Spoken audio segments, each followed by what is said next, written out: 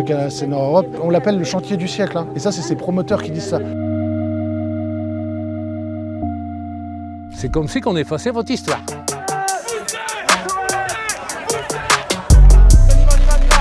On va danser, on va danser. Hello l'équipe, c'est le deuxième vlog et on va suivre encore une fois les sauvagements de la Terre. Cette coalition, elle s'est donnée pour but d'intervenir sur deux aspects, l'artificialisation des terres d'un côté et leur accaparement par l'agro-industrie de l'autre. Promis, je vais vous faire d'autres choses, mais en ce moment ça bouge beaucoup et aujourd'hui on va voir un projet qui est colossal, donc c'est le projet du canal Seine-Nord-Europe, qui est présenté d'ailleurs comme écologique, mais qui finalement n'est pas très adaptable au réchauffement climatique. C'est un projet qui doit logiquement réduire le transport de camions en nombre de millions par an, sauf qu'en fait c'est un projet qui n'est pas du tout écologique. Il n'est pas du tout moderne, il a été pensé depuis bien longtemps, donc du coup il n'est pas du tout adapté au réchauffement climatique, aux canicules, au fait que les rivières ont de moins en moins d'eau l'été, des grosses précipitations par exemple qui vont faire que ça va inonder, bref. Et ce projet donc il implique de détourner l'Oise et de détruire des cours d'eau, de bouleverser toute sa biodiversité et son écosystème. Et en plus ce qui est hyper bizarre, c'est qu'il y a déjà un canal qui existe, qui est exploité à 50%, 60% de ses moyens. C'est un canal qui mesure 107 km au total et il a comme ambition donc de relier le Pays-Bas, la Belgique et le Luxembourg à Paris. Et en plus ce projet il va permettre à des entreprises de pouvoir s'implanter autour du canal, des entreprises comme Amazon, donc totalement néfastes pour l'environnement. Donc c'est prévu comme écologique, mais finalement en fait c'est juste encore une fois pour consommer plus et garantir le transport des grosses multinationales. Pour ceux qui ne connaissent pas, moi c'est José Rexac et je suis reporter terrain.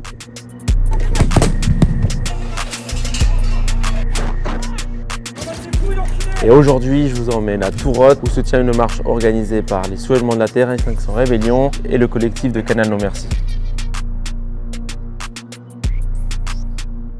Ouais, ça va? Toujours en retard le salaud, putain. Regardez, on dirait un petit chien.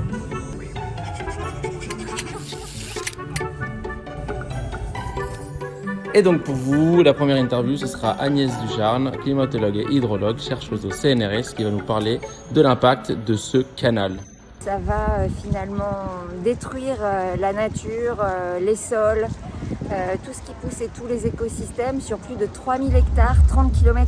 Ça va mettre en péril plus de 300 espèces d'animaux, de batraciens, de reptiles, d'insectes, des végétaux de zones humides. Couler tout le béton qui va être requis sur 100 km, ça va émettre des gaz à effet de serre parce que fabriquer du ciment, ça émet des gaz à effet de serre.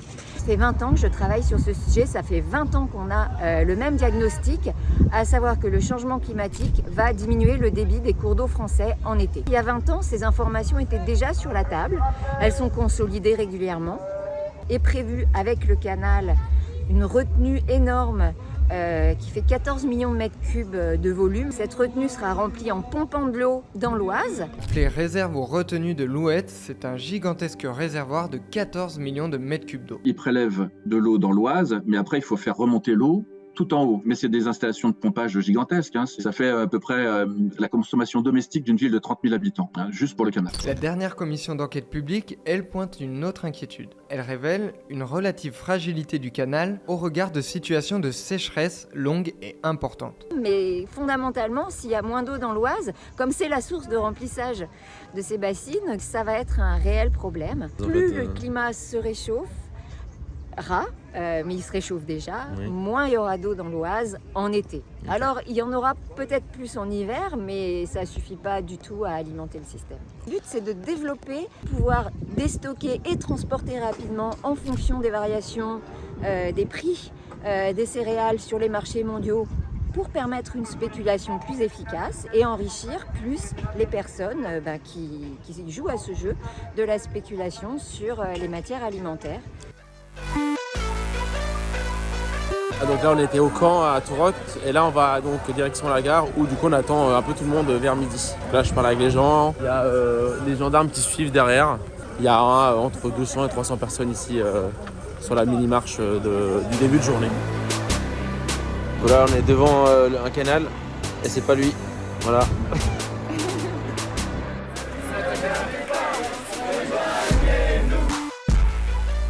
C'est dommage, on aurait pu manifester. Bon, moi, comme on ne savait pas, plus on dit qu'on a un déficit en France, et puis construire un méga canal comme ça avec l'Union européenne, l'argent public, je sais pas moi, il y a autre chose à faire.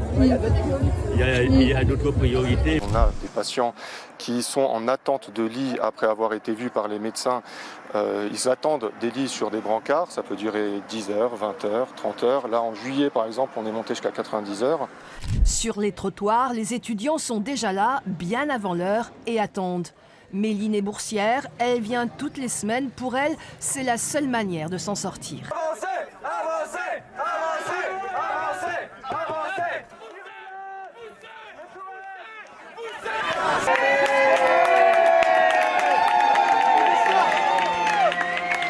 Voilà l'équipe, donc là on est arrivé à Tourotte. On peut voir qu'il y a des affiches à la gare.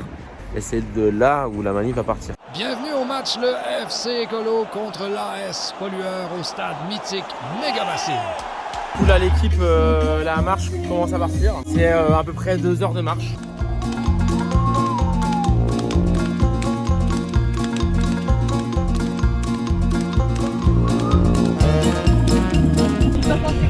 De la création de ce canal. C'est délétère pour la société, c'est délétère pour l'humanité. C'est un projet absolument pharaonique de bétonnage, de transformation de zones forestières, de zones agricoles et de zones humides. On manifeste sur le tracé d'un canal qui existe déjà en fait. Il rejoint le canal du Nord, donc on est sur exactement le tracé de ce qu'ils veulent faire. Et ces canaux, ces 2 canaux sont sous-exploités. On sait qu'ils mettront beaucoup plus de temps de trajet.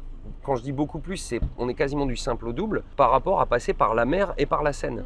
Donc pour aller du même point A au même point B, qu'est-ce que va choisir une entreprise? Vous avez remarqué que par exemple vous aviez des biches et des cerfs qui se noyaient. Ouais. Par principe, ils ont dû dévier l'Oise, qui est donc un cours d'eau naturel qui existe là depuis toujours. Les espèces animales, toutes d'ailleurs, ont des zones de passage en fait. Ils ne se rendent pas forcément compte et donc ils traversent, notamment la nuit, ils tombent et ils se noient en fait. Et la Société du Canal a retrouvé, pas que la Société du Canal d'ailleurs, des écologues qui sont venus faire des expertises sur place, ont pu constater qu'il y avait des espèces qui étaient retrouvées mortes, noyées, et pas qu'un peu en fait. C'est pas de l'anecdote.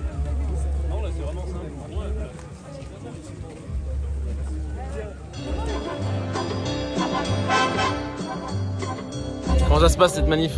Ça marche, il fait beau. Franchement, je pensais pas qu'il ferait aussi beau dans le Nord. Pourtant, je suis du Nord. Comment tu te présenterais?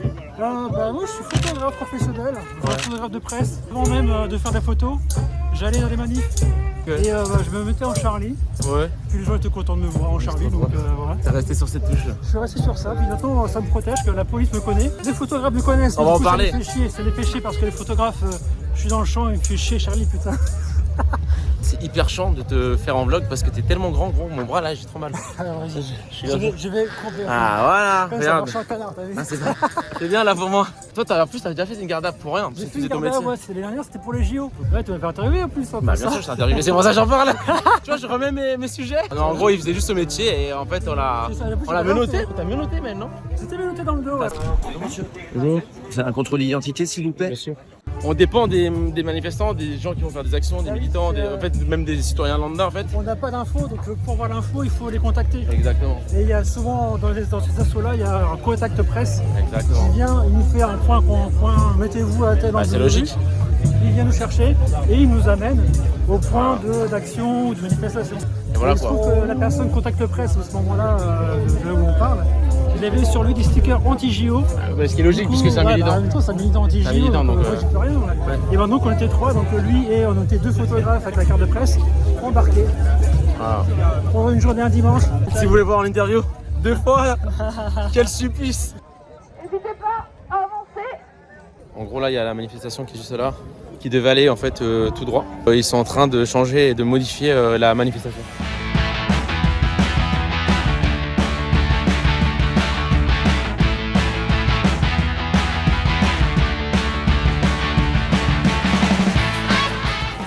Bon, je suis éclaté. Le sprint. L'objectif c'est d'aller sur un des chantiers. Donc la manifestation est sortie en fait de ce qui était autorisé comme le parcours photo officiel autorisé. Donc du coup voilà. Là ils vont essayer de traverser ce canal pour aller directement sur le chantier qui est derrière.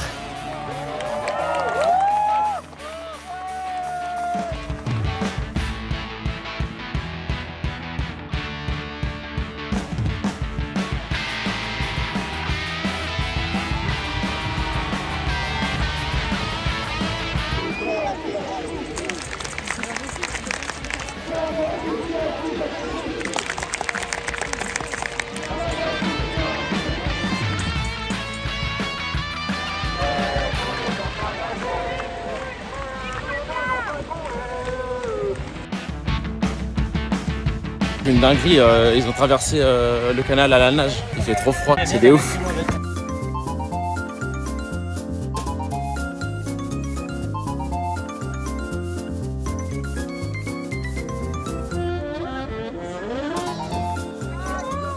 On recule, doucement, on recule.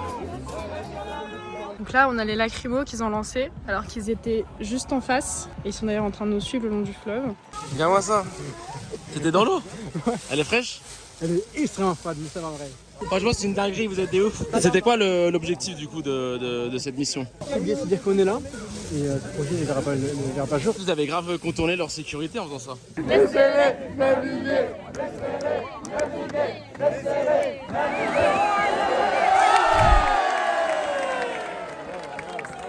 C'est là que tu vois qu'il fait jour.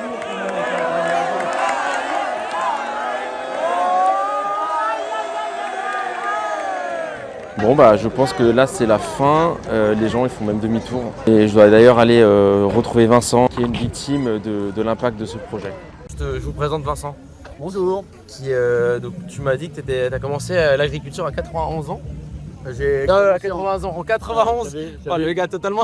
Ouais, j'avais 28 ans, c'était en 1991. Ma ferme n'est pas sur le tracé en fait du canal. Ouais. Nous on est impacté parce qu'on est dans les communes qui ont décidé d'adhérer au remembrement. C'est quoi ça exactement? Alors le remembrement c'est la réorganisation des parcelles pour que les agriculteurs aient des formes plus faciles à cultiver, donc des formes plus carrées. Sur la surface de 60 hectares on en a perdu 20.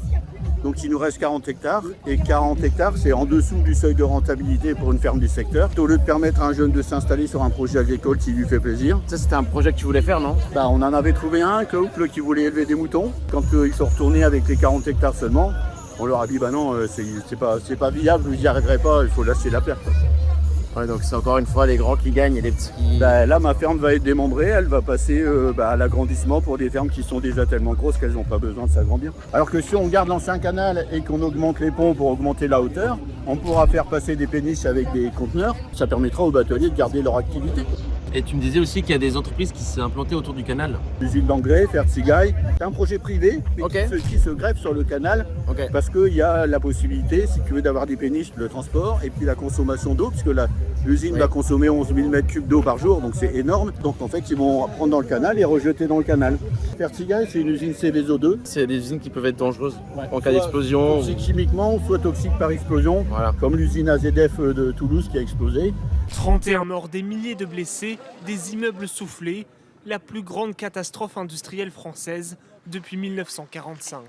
On a eu un grand boom, regardez sur la capot de la voiture, comme une bombe qui a explosé là-bas. Il y a d'autres usines qui font de la distillation d'éthanol. Ils ont des cuves de stockage d'éthanol hautement inflammables. Donc en fait, il y a un périmètre de 2 km tout autour qui est classé inconstructible et qui doit normalement être au fur et à mesure que les gens disparaissent ou meurent, les maisons sont détruites. Du coup, moi, ma maison, elle va être dans le périmètre des 2 km Céveso2.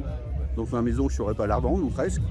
Est-ce qu'on t'a demandé ton avis? Comment ça se passe? Alors on m'a pas demandé mon avis, j'avoue que j'avais un avis à peu près neutre sur le canal avant d'être impacté. Mais ce qui m'agace, c'est que parallèlement à ça, en fait ce canal-là, on l'avait prévu à 8 milliards d'euros. Là on en est à 10. Ça veut dire que ce canal, c'est peut-être pas 10, ce sera peut-être 12, ou 14 milliards. Je pense qu'avec 14 milliards, on peut faire autre chose de plus intelligent. C'est un peu une injustice en fait ce qui t'arrive là. Mais tu peux pas penser global et considérer uniquement ma situation à moi. L'emploi local, ça passe pas par le gigantisme. Ce canal-là, il va permettre, si tu veux, d'exporter un peu de céréales, on va dire, des Hauts-de-France, mais il va permettre aussi au soja du Mercosur de rentrer. La déforestation de l'Amazonie par exemple. En fait, on va dire que pour notre intérêt, on va exporter un peu, mais tout compte fait, on va aider, si tu veux, le Brésil à déforester pour nous faire du soja pas cher. Au centre du Brésil, ces feux se multiplient. Des propriétaires terriens agrandissent ainsi leur exploitation pour planter du soja. La mondialisation, c'est pas du grand n'importe quoi. Et puis moi, ça va se faire avec mon argent. Parce que c'est mes sous, enfin mes impôts qui vont payer ces travaux pharaoniques en fait. Est-ce que tu sais combien d'agriculteurs sont impactés par ce projet? Le nombre d'agriculteurs qui sont dedans, c'est par plusieurs milliers. C'est comme si on effaçait votre histoire. C'est tout. On balaye tout. Il n'y a plus rien. On lâche ici des terres de très bonne qualité pour en récupérer grâce à la compensation qui est faite par des terres qui ont été achetées par la Société du Canal, mais dans des terres de moindre qualité. Ce projet-là, c'est un projet agricolo-industriel. Le président du syndicat majoritaire, c'est un type qui est président aussi du groupe Avril. Le groupe Avril, c'est un énorme consortium qui achète de l'huile de palme aux quatre coins du monde, qui achète du soja aux quatre coins du monde pour pouvoir faire la transformation et faire des aliments du bétail pour les Européens. Donc en fait, lui, il appuie le projet. C'est une agriculture qui devient une industrie avec les requins, avec celui qui veut faire beaucoup de profit, celui qui est prêt à sacrifier l'écologie pour faire du profit. Et en fait, le 21e siècle, il devrait démarrer avec autre chose qu'une usine d'engrais qui va faire 500 000 tonnes d'ammonitrate chimique. On devrait, si tu veux, consacrer cet argent-là à favoriser, entretenir, former, informer les gens qui vont passer en bio. Parce que si on veut que le 21e siècle soit on va dire une lutte contre le dérèglement climatique, et ben, le bio c'est une arme. Et je suis désolé que mon argent il serve à des fabrications d'engrais chimiques et des canaux qui serviront à rien pour l'exportation. La manifestation elle vient de se terminer, regardez, il y a encore plein de gens sur le pont. On retourne en fait là au lieu où il y avait la péniche au début avec les prises de parole, où il y avait pas mal de monde qui joue au foot, etc. Il y a d'autres gens qui vont sur le camp et du coup on va filmer un peu tout ça jusqu'à ce soir.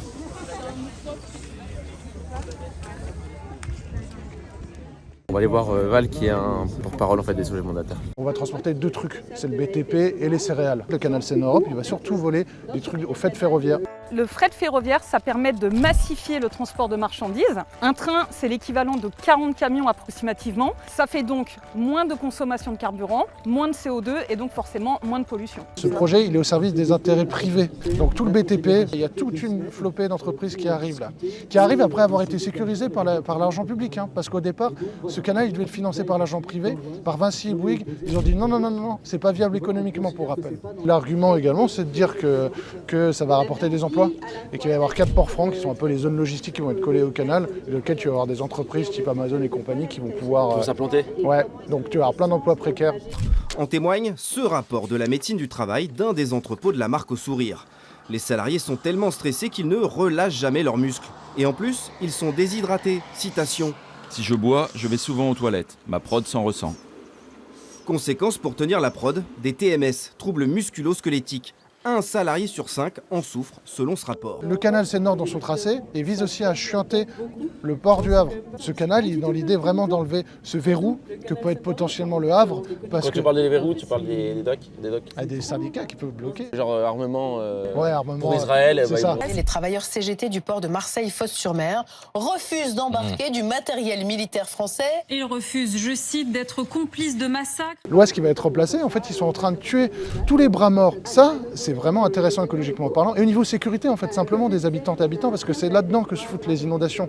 Si tu les enlèves, les inondations, elles partent chez les gens. En Allemagne, là, il y a quelques années, il n'y a pas si longtemps que ça, on a eu des inondations meurtrières du côté de la Rhénanie, parce qu'en fait, ils avaient artificialisé à fond tous les bras d'une rivière dont j'ai pas envie, je me rappelle plus du nom exactement. J'ai pas envie de dire. Ouais, j'ai pas envie de cracher sur l'allemand. Erfstadt-Blessen. Les terres humides, c'est de l'or. Il y a aussi un recours par 2 associations que je salue, Nord Nature Environnement du coup et Protection du territoire Seine-Escaut. Eux, ils ont pointé que ce canal, avec plein d'autres arguments, mais n'avait pas d'intérêt environnemental majeur. Et notamment, ils n'avaient pas étudié les alternatives également à ce canal. Mais j'ai l'impression que même s'il y a des recours, parfois en fait ils sont un peu en mode, quand je dis hors la loi, dans le sens où ils continuent à leur... Là, 69, parfois ils devaient s'arrêter. A priori, là, ils ont continué le chantier de nuit, ce qui est illégal et ce qui n'était pas compris dans l'arrêté. Tout à fait, c'est ce qu'on appelle la stratégie du fait accompli. Exactement. L'exemple typique, c'est le contournement routier de Strasbourg. Il y a eu un recours juridique dans le tribunal, tout ça. À la fin, ils ont dit que c'était illégal.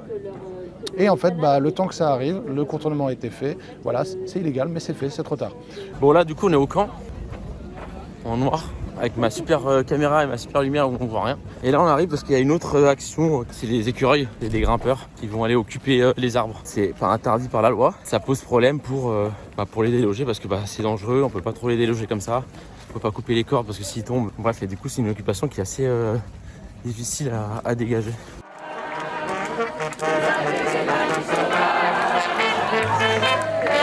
Donc là, on est dans le camp. Voilà, on y va. On va danser. Les gars, canal, tourbillon. Les gars, canal, tourbillon. Les gars, canal, tourbillon. Ça n'a pas de sens. Léon, il veut pas être dans le vlog. Enfin, c'est journaliste. Bah du coup, il est venu pour faire son petit sujet. T'en as pensé quoi, toi, de l'action et tout? Ils sont trop forts, les écolos. C'est vrai, c'est marrant. Toujours on me dit que ça pète, là aujourd'hui c'était ultra tranquille. C'était tranquille. On va jamais s'arrêter jusqu'à la mort. N'allume jamais la télé jusqu'à la mort. On va jamais s'arrêter jusqu'à la mort. On va jamais l'accepter, on n'est juste pas d'accord.